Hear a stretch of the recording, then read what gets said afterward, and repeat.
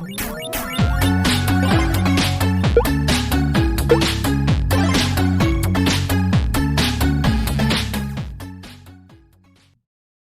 everyone, and welcome back to another BTLO replay. Be sure to follow us on X, LinkedIn, or join the Discord server to keep in touch with the BTLO community. Links are in the description box below.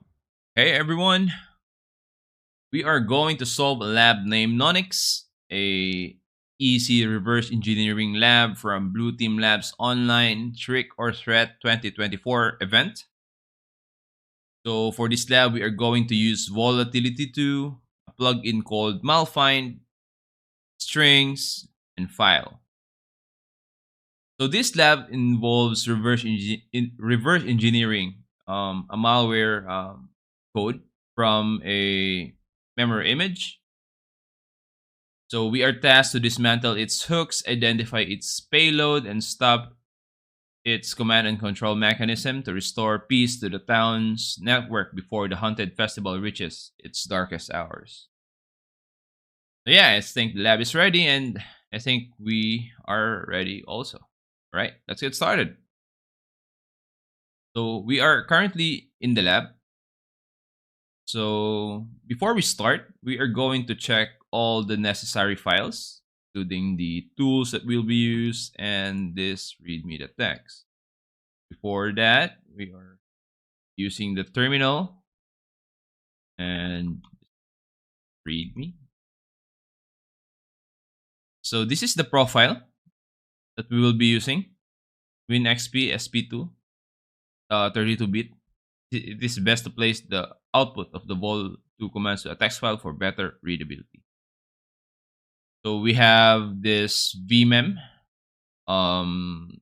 This is the memory image that we are going to analyze, and volatility.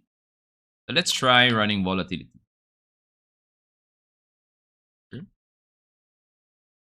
Python volatility vol.py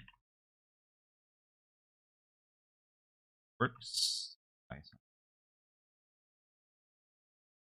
All right, it's working. So question number 1, which process most likely contains the injected code? Provide its bit memory address, and yeah, provide its memory address. Okay. So what are we going to do first is to remember that we are provided with the profile name. So what we're going to do is to run volatility using this profile. So Python volatility vol.py -- profile .f, right? So the image is Black Energy. Black.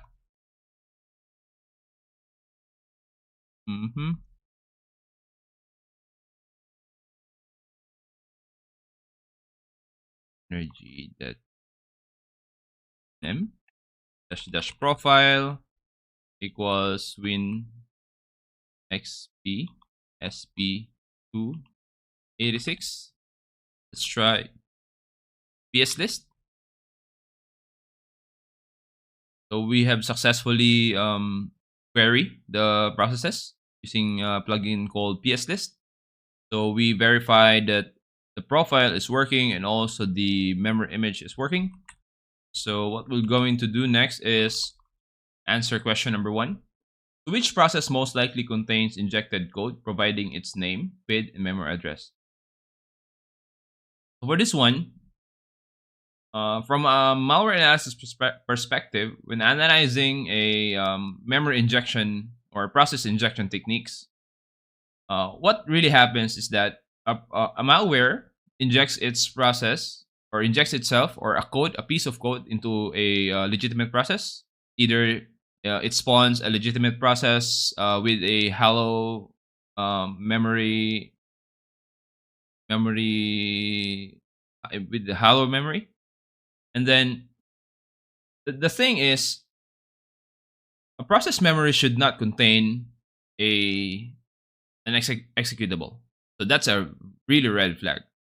So in Windows, a header, a memory, a P executable header is called MZ or MZ-DOS or 4D5A, 5D4A. So to answer number one, there is a plugin called Malfind. So what this plugin does is it looks for red flags in each process memory, which it looks for things that that it should not be there, right? So we're gonna use Malfind. So process injection is really common in malware analysis. I mean, usually being employed by malwares. So we have SVC host here.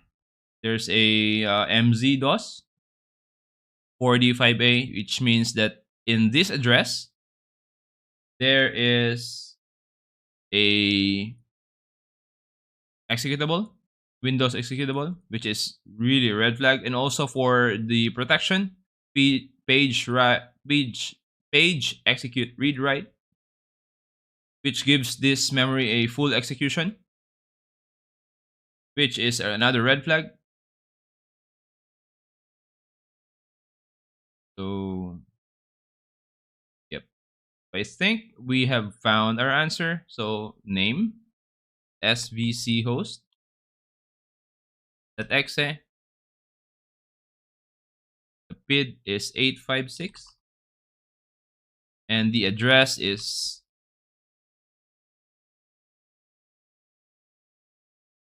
right. So we have found our answer to question number one. So let's proceed with question number two. What dump file in the malfind output directory corresponds to the memory address identified for code injection? Okay. So for this part, we are tasked to dump this malfind output. So what we are going to do next is to create a directory. Output. Okay. CD outputs. We are going to dump the malfind output. Let's try to use the help. So dump there. Okay.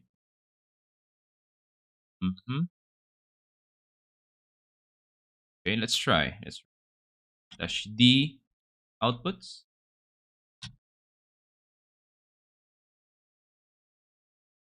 Okay. Look at the outputs. Okay.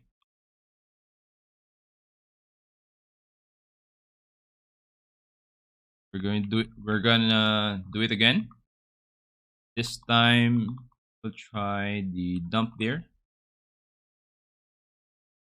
equals to the output directory.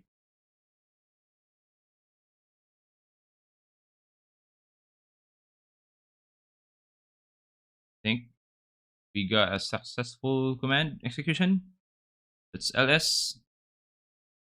So the question number two asks about the dump file in the malfind output directory corresponds to the memory address identified for the code injection. So we know that this svc host PID 856 has this address. So in the malfind output directory, we find this dump file and let's submit. Sweet. So for question number three, which full file path is referenced in the strings output? Okay, strings output. Let's create a strings out. Okay, of the memory section identified by malfind containing the portable executable PEMZ header. For this one, we are going to run strings for the process dump process, the malicious process, and we are going to solve save that output in the strings directory, and we are going to call it svc host.txt. Okay. Sorry, I forgot the pipe. So we are tasked to identify which full file path is referenced in the strings output of the memory identified by malfind as containing a portable executable. Okay, let's look for any full path identified. Okay, main DLL cmd.exe. Okay, this one. So we try to understand what is this, right? So let's do some OSINT to understand. So we have found, we copy this full path, and from this forum, it says that it is a rootkit, which confirms that our findings. So I guess, yep, this is a rootkit agent. So I think we have found our answer. Copy. Yep. So question number 4. This is a short lab, but an interesting memory forensics lab. So how many functions were hooked by which module after running the SSDT plugin and filtering out legitimate SSDT entries using egrep, NTOS kernel, and Win32? Okay, so one of the functions of rootkits is it hooks process on the kernel level. But before hooking hooking functions in a kernel level, it uses it hooks also the SSDT, which is the boundary, the functions that performs in the user level, that the functions that performs in the user level in behalf of the kernel, right? So that SSDT is just like the middleman of all functions, right? So most of the rootkits, they hook SSDT to monitor the actions of the compromised endpoint, or to manipulate the output of the kernel to avoid detections. For example, it hooks a network related functions to hide its traffic from Wireshark, or to, yeah, just to avoid detection. So to do this, we're going to use a plugin called SSDT. So what this plugin does is it returns all the SSDT functions, but this time we are going to use the egrep as mentioned in the question, egrep-v. So NTOS kernel Win32k. So let me explain this quick. So this egrep or grep pipe is it reverse the output that because SSDT functions are typically owned by NTOS kernel and Win32k. So the question for question number 4 is, we are tasked to identify the hook or the functions that were hooked by the rootkit. So anything that's not owned by NTOS kernel and Win32k is a hook function. So going to run egrep. Sorry. Here.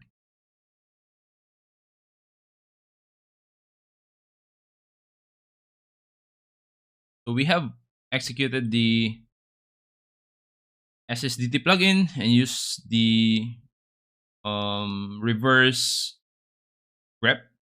Right. So we have identified that this module owns several SSDT function. So which is a proof that this is a rootkit. So the question is, how many functions were hooked by which module after running the SSDT plugin and filtering out legitimate SSDT entries using egrep? Blah blah blah. Okay. So we're going to count 1, 2, 3, 4, 5, 6, 7, 8, 9, 10, 11, 12, 13, 14. Okay. So ignore this one. This is a duplicate. You can see here that the functions are the same. 3, yep. So 14 and this one. Sweet. So for question number 5, so using the modules or mod scan plugin to identify the hooking driver from the SSDT output, what is the base address of the modules found in question number 4?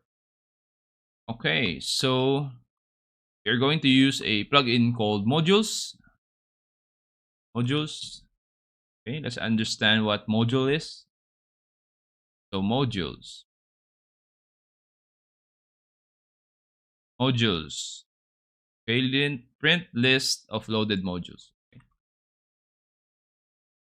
So we're going modules and we're going to say that into the outputs modules the text.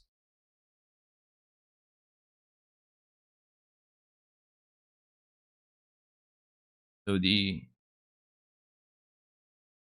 volatility has finished processing. So we are going to cat modules the text.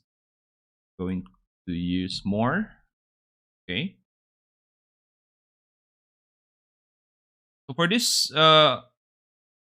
this plugin, it returns all the DLL files, sys files, drivers that's loaded in the system. So one of the red flags here to identify if any malware or any malicious modules were loaded is to identify how to identify is sometimes you can find some anomalies, red flags, such as there is no full path or the path is in the odd directory or odd location. So the question is module found in question number 4. So the module here is this one. So we're going to find the 004A2A. Yep, here it is. So base address. Okay, this is the base address, I believe. I think this is the physical address or the virtual address.